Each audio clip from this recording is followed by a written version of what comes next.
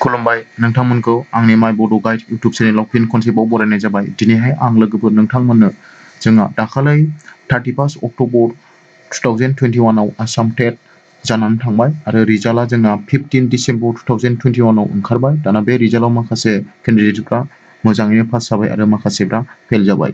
थिग बेबायदिनो आङो दिनैहाय पेडाग'जि आयदानि आङो अफिसियेल एन्सार केखौ आङो नोंथांमोननो होनो नागिरदों। नोंथांमोना बे पेडाग'जिआव बेसेबां मोननानै फेल जाखो एबा बेसेबां नाम्बार लाखिनो हानानै पास जाखो बेखौ आंनो कमेन्ट बक्सआव खिन्थाहरबानो जाबाय। जोंना अफिसियेल एन्सार केआ 17 डिसेम्बर 2021 आव ओंखारनाय जादोंमोन। आङो बे एन्सार केखौनो नोंथांमोननो भिडिअ बानायनानै दा आङो बे भिडिअआव फारि फारि होनाय जासिगोन। अब्ला फैदो जोङो भिडिअखौ नायनोसै। पार्ट 1 आव दंमोन जोंना चाइल्ड डेभेलपमेन्ट एन्ड पेडाग'जि। बेनि आङो अफिसियेल एन्सार केखौ नोंथांमोननिसिम फारि फारि होलांनो सानबाय। नोंथांमोना 100आव बेसेबां मोननो हादोंमोन आंनो कमेन्ट बक्सआव खिन्थाहरबानो जाबाय। अब्ला फैदो जोङो अफिसियेल एन्सार केखौ फारि फारि नायलांबाय थानोसै। 1 नाम्बाराव जोंना कुइसना दंमोन, आं बेयाव बर'निखौल' स्टाडि खालामसै। 1 नाम्बाराव दंमोन कुइसना जोंना सरनि सानखांथियाव अनि सोमोन्दोथिया जादों सिगांनि आखु बाहायनायखौ सोलिबाय थाहोनो एबा सरासनस्रा खालामनायनि बिबान होनाय आरो गोसोआरि हाबा-हुखाखौ जाहोनाय। अब्ला बेनि कारेक्ट एन्सारा जोंना अपसन मोनब्रैनिफ्राय कारेक्टआ जागौमोन जोंना बि सोलिथाय होनाय, बा बेनि कारेक्ट एन्सारा अपसन बि। दाना फैदो जोङो नेक्स्ट कुइसन। नेक्स्ट 2 नाम्बार कुइसनाव 2 नाम्बार कुइसनाव दङ जोंना क्लिनिकेल गोसो बिगियाननि बाहायारि बिथिङा जादों, बा क्लिनिकेल गोसो बिगियाननि बाहायारि बिथिङा जादों जोंना बे मोनब्रैनिफ्राय जोंना बिनि कारेक्ट एन्सारा जोंना जागौमोन अपसन नाम्बार ए सरासनस्रा नङि गोसो बिगियान बिनि कारेक्ट एन्सारमोन। दानिया फैदो जोङो 3 नाम्बार कुइसनखौ नायनोसै। 3 नाम्बाराव दङ कुइसना जोंना गोसोआरि बिखान्थि आरो जाथाय फारिखौ गोनांथि गैथारि एबा थामोनथा गैथारि होनना सोर बुंदोंमोन?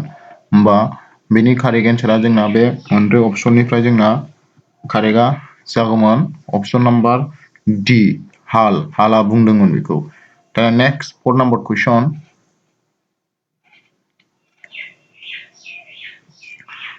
4 नाम्बार कुइसनाव दङ थाखो खथायाव आखुआरि बाहायनाय जेंनाजों मोगा-मोगि जानो गाहायनि बबे थांखिया खाबजाथाव? होमबा ए आव दङ फरायसाफोरनि फारसे गावारि सानस्रिगोनां जानो खावलायनाय, बियाव दं फरायसाफोरखौ गावखौ दबथायनायखौ गोसो जौगाहोनायाव मदद होनाय, सियाव दं फरायसाफोरखौ दाय गोरोन्थिखौ बुजिनायाव मदद होनाय, डियाव दं फरायसाफोरखौ गावारि नङि जानायाव मदद होनाय, एयाव दं गोजौनि गासैबो। अब्ला बेनिफ्राय जोंना बिनि कारेक्ट एन्सारा जागौमोन अपसन नाम्बार सि बि, सि आरो डि आ कारेक्ट। नैबे बि आबो कारेक्ट, ओमफ्राय सि आबो कारेक्ट आरो डि आबो कारेक्ट। अब्ला बेनि कारेक्ट एन्सारा जोंना जागौमोन अपसन नाम्बार सि। दाना नेक्स्ट 5 नाम्बार कुइसन।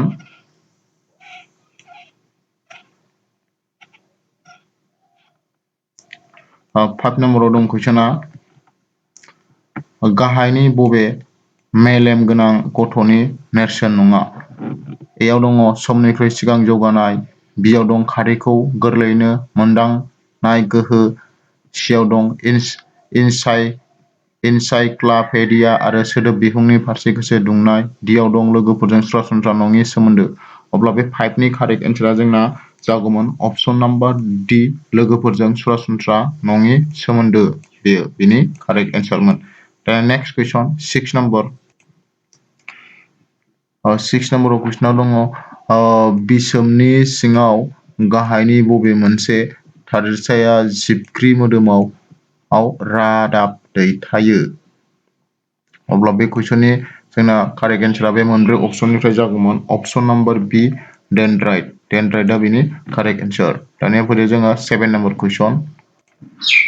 7 नाम्बार कुइसनाव दङ मानसिनि सोरजिलु बिखान्थि जागायजेननायनि बेलायाव हेफाजाब होनाय जथाय सोलोआ जादों बे option A, option B, option C आरो ऑप्शन डी बे मोनब्रै ऑप्शननिफ्राय बिनि कारेक्ट एन्सारा जोंना ऑप्शन नंबर सी आ बिनि कारेक्ट एन्सार मेलेम एवथुखांनाया बिनि कारेक्ट एन्सार। दाना फैदो 8 नम्बर कुइसन।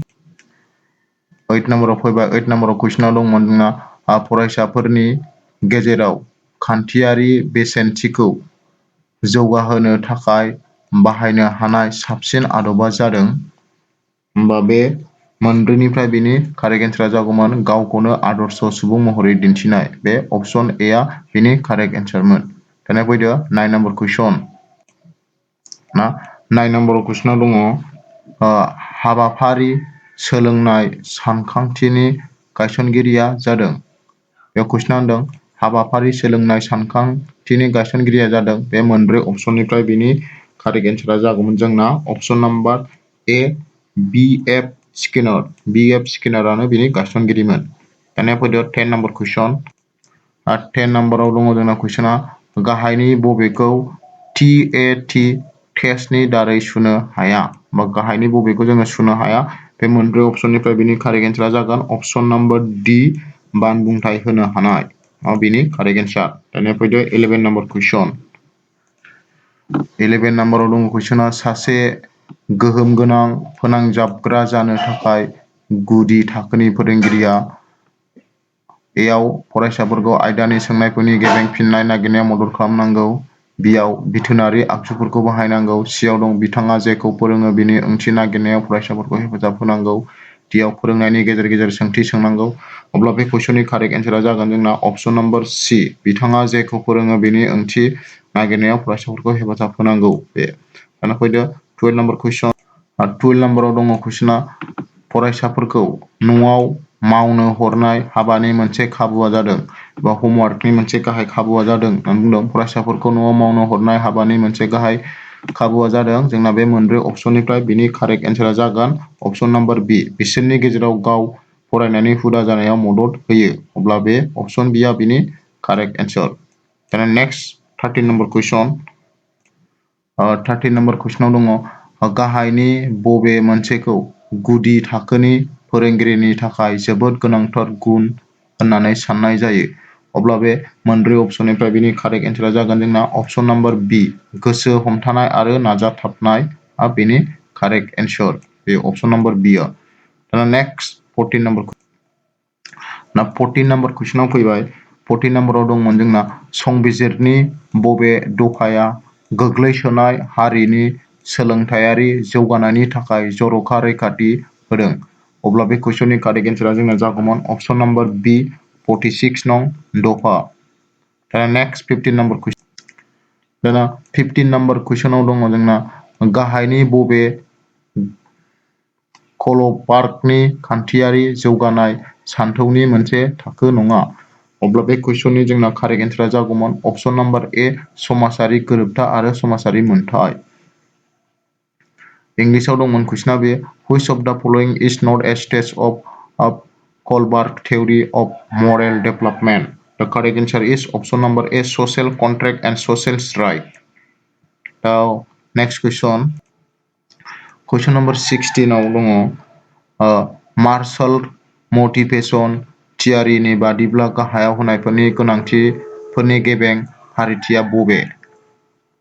इंलिसाव जोंना होनदों which of the following is correct sequence of need according to Maslow's theory of motivation. अब्ला बेनिफ्राय जोंना बेखौ कारेक्ट खालामनांगौमोन। अब्ला बिनि कारेक्ट एन्सारा जाबाय ऑप्शन नम्बर बी आ बिनि कारेक्ट एन्सार।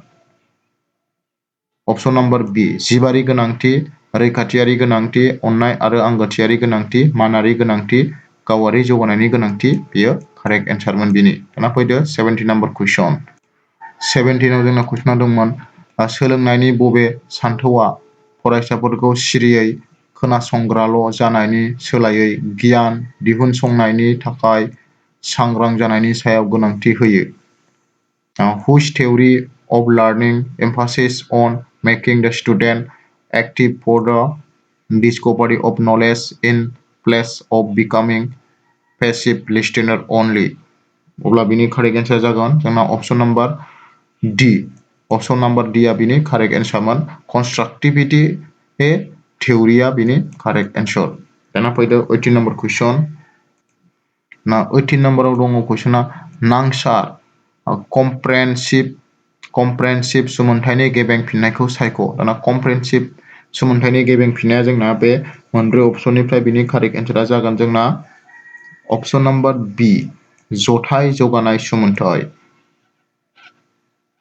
बेयावनोमोन ओइटनाव choose the right meaning of comprehensive evaluation बिनि कारेक्ट एन्सारा option number B evaluations of all round डेभलपमेन्टआ बिनि कारेक्ट एन्सार दाना फैदो जोंहा 19 नम्बर कुइसन दा 19 नम्बर कुइसनाव दङ जोंना गुदि थाखोआव बिमा रावनि सोलोंथाइ होनाया मानो गोनांथार होमबा गुदि थाखोआव बिमा रावनि सोलोंथाइ होनाया मानो गोनांथार बेयो सोलोंनायखौ गोरलै खालामो बेयो फरायसाफोरखौ सोलोआरि आरो जौगानायाव हेफाजाब होयो सोलोंनायनि थाखाय फरायसाफोरनि खाबजाथाव मिथिंगायारि थासारि सोमजिहोयो फरायसाफोरनि गेजेराव गाव फोथायथिखौ जौगाहोयो अब्ला बे कुइसननि कारेक्ट एन्सारा जोंना जागौमोन ऑप्शन नम्बर सी सोलोंनायनि थाखाय फरायसाफोरनि खाबजाथाव मिथिंगायारि थासारि सोमजिहोयो अब्ला बेयो बिनि कारेक्ट एन्सार ऑप्शन नम्बर सी आ दाना फैदो 20 नम्बराव बुंदों कुइसना गाहायनि सोर सुबुङा सोरजिलुआरिथिखौ सुनायनि थाखाय सोरजिलुआरिथिनि थादेरसाफोरखौ सुनायनि थाखाय गिबि गोनांथि होग्रोदोंमोन बा option A option B option C option D अब्ला बेनिफ्राय जोंना कारेक्ट एन्सारा जागौमोन ऑप्शन नम्बर बी टरेन्सआ बिनि कारेक्ट एन्सार इंलिशाव जोङो दङ बेयो who was the first person to emphasize that creativity should be measured by measuring its element अब्ला बिनि कारेक्ट एन्सारा ऑप्शन नम्बर बी टरेन्सआ बिनि कारेक्ट एन्सार लाना फैदो 21 नम्बर कुइसन लाना फैदो 21 आव दङ कुइसना सासे सुबुंखौ गोसोनिल' सोलोंथाइ होननानै खान्थियारि सोलोंथाइ होयिया समाजनि थाखाय गिथावना बे बुंथिया सोरनि अब्ला बे बुंथिया जोंना बे मोनब्रै अपसननिफ्राय बिनि कारेक्ट एन्सारा ऑप्शन नम्बर डी थिउडर रुजवेल्टआ बेनि बुंथिगिरिमोन दाना फैदो नेक्स्ट 22 नम्बर कुइसनाव दाना 22 नम्बर कुइसनाव दङ सासे फोरोंगिरिया गोरोबनो हायै गथ'खौ मदद होनो हाया होमबा सासे फोरोंगिरिया गोरोबनो हायै गथ'खौ मदद होनो हाया बेनि कारेक्ट एन्सारा जोंना बे मोनब्रैनिफ्राय बबे जागोन होमबा ऑप्शन नम्बर डी आ बिनि कारेक्ट एन्सार जागोन गथ'नि गुबुन गुबुन हाबायाव थाफानांगौ बेयो दाना फैदो जोंना 23 नम्बर कुइसन 23 आव दङ जोंना कुइसना गियाननि दुइसिन सानगुदिया जादों बा गियाननि बयनिख्रुइबो दुइसिन सानगुदि दा smallest unit of knowledge is smallest unit of knowledge एबा दुइसिन गियाननि सानगुदिया जादों जोंना 23 नम्बरनि कारेक्ट एन्सारा जागोन जोंना ऑप्शन नम्बर सी सांग्रांथि बेयो सेन्सेसना बिनि कारेक्ट एन्सार एबा सांग्रांथिया बिनि कारेक्ट एन्सार गियाननि दुइसिन सानगुदिया मा होमबा सांग्रांथि दाना फैदो 24 नम्बर कुइसन 24 नम्बराव दङ कुइसना गाहायनि बबे क्रेट्समारआ सुबुङारिथिखौ देहायारि दाथायनि सायाव बिथा खालामना थाखो राननायनि जाहोग्रा नङा एबा इंलिशनि दं which one is not a Kretzschmer classify personality on the basis of their physical structure अब्ला बिनि कारेक्ट एन्सारा जागोन जोंना option number D option number D गमिया मानसि जाय सरासनस्रायै लाजिगुसु मानसिनि समाजनिफ्राय आनज्रायना हारसिं थानो मोजां मोनो अब्ला बेयो बिनि कारेक्ट एन्सार दानिया फैदो 25 नम्बर कुइसन आच्छा 25 नम्बराव दङ कुइसना जोंहा गाहायनि बबे मोनसेया आथोन फाराग साननायनि बिथायाव समाज दानायखौ मानिबोनाय आरो बिनि सायाव गोनांथि होनाय समाजारि फसंथान नङा एबा which are not a social institution which maintain hold on to social construction of gender difference and reinforce it अब्ला बिनि कारेक्ट एन्सारा जागोन जोंना ऑप्शन नम्बर ए सुबुं अब्ला सुबुङा बिनि कारेक्ट एन्सारमोन दानिया 26 नम्बर कुइसनाव फैदो 26 नम्बर कुइसनाव दङ फाहामथाय बिगियाननि बबे बिफाना गथ'नि जोथोनजों लोब्बा गोनां बा which branch of medicine is relating to the care of children अब्ला जोंना बेनि कारेक्ट एन्सारा जागोन अपसन मोनब्रैनिफ्राय जोंना अपसन नाम्बार बी आ बेनि कारेक्ट एन्सार पेडियाट्रिक्स आ बेनि कारेक्ट एन्सार अपसन नाम्बार बी इज द कारेक्ट एन्सार दाना फैदो नेक्स्ट 27 नाम्बार कुइसन 27 नाम्बार कुइसनाव दङ जोंना बिनेन स्टेनफर्ड रिभिजन 1937 नि स्केल्स अफ इन्टेलिजेन्स खौ मा मुङै मिथिबावनाय जादों एबा इंलिशनि जों बेना the Binet Stanford revision 1937 scale of intelligence is also known as होमबा बेनि कारेक्ट एन्सारा जागोन option number C Terman Merrill टेस्टआ बेनि कारेक्ट एन्सारमोन फैदो दाना 28 नाम्बार कुइसन 28 नाम्बार कुइसनाव दङ गाहायनि बबे फोरोंनायनि मान थाखोखौ मिथिनायाव मदद होयो होमबा इंलिशनि दङ बेयो which of the following help in indicating the quality of teaching होमबा बिनि जोंना कारेक्ट एन्सारा जागोन option number B first percentage of the student होमबा मा फरायसाफोरनि उथ्रिनायनि हार आ बेनि कारेक्ट एन्सारमोन दाना फैदो नेक्स्ट 20 नाम्बार कुइसन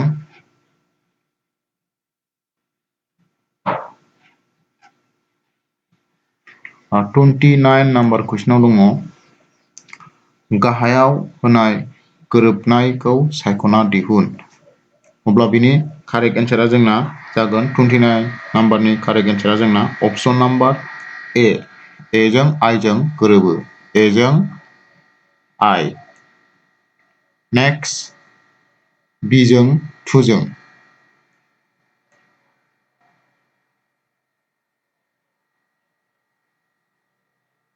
C जों 3 जों एन्ड D जों 4 जों अब्ला बिनि कारेक्ट एन्सारा अपसन नाम्बार ए इज द कारेक्ट एन्सार दाना फैदो लास्ट कुइसन जोबथा कुइसन एबा कुइसन नाम्बार 30 कुइसन नाम्बार 30 आव होनदों जीन पियागेटनि गथ'सा सोलोंनाय बिखान्थिनि मोनब्रै खलबनि बबे साननाय बिखान्थिया जागायो 30 नाम्बार कुइसनाव दं at which stages of Jean Piaget 4 stages of learning does a child begin the process of thinking होमबा बेनि कारेक्ट एन्सारा जागोन जोंहा अपसन नाम्बार सी कनस्ट्रेट एन्ड अपारेशनल स्टेज आ बेनि कारेक्ट एन्सार दाना अपसन नाम्बार सी कनक्रिट अपारेशनल थाखोआ बेनि मा कारेक्ट एन्सार अब्ला बेखिनियावनो जोङो चाइल्ड डेभेलपमेन्ट एन्ड पेडागजिनि 30टा कुइसन जों अफिसियेल एन्सार के बेखौ होखांबाय अब्ला नोंथांमोना बे 30टानि मादाव बेसेबांसो मोननानै पास जानो हाखो एबा बेसेबां मोननानै फेल जाखो बेखौ कमेन्ट बक्सआव खिथाहरबानो जाबाय